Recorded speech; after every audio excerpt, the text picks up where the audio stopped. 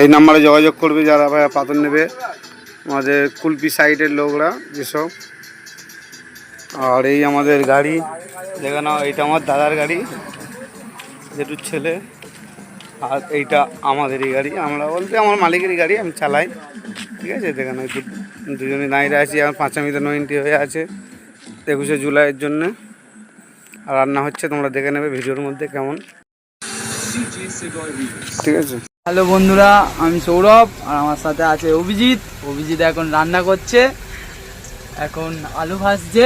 আমাদের আজকের আইটেম আছে চিকেনের তরকারি হবে।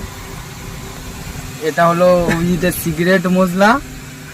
আর এটা আদা রসুন লঙ্কা টমেটো পেঁয়াজ, ধনেপাতাটা নেই, তার জন্যে টেস্টটা বলছে খুব একটা ভালো হবে না। ঠিক আছে, এখন থেকে রান্নি স্যালেন্ডার হয়ে যাচ্ছে। ঝাল দেবো আজকে, তরকারি খালি ঝাল দেবো। তরকারি ঝাল দেবে বলছে, খেতে দেবে না কাউকে। আলু ভাজা হচ্ছে এখন। এই মিট মশলা আর গরম মশলা, মিট মশলা গরম মশলা সব আছে এখানে। এই হলো আমাদের মিট মশলা গরম মশলা তেলের জায়গা। এটা দেখো ক্যাস্টলের জিনিস ছিল, ক্যাস্টলের মিট মশলা গরম মশলা হলুদ লঙ্কা সব ক্যাস্টল কোম্পানির। আর অভিজিতের জন্য এখন মেয়ে লাগবে, পাত্রী লাগবে, মেয়ে মানে পাত্রী লাগবে।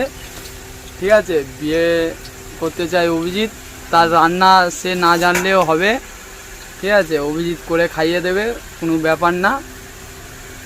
শুধু একটু ভালোবাসলেই হবে, একটু কেয়ার করলেই হবে অভিজিতের, আর কিচ্ছু লাগবে না মেয়েটার মধ্যে।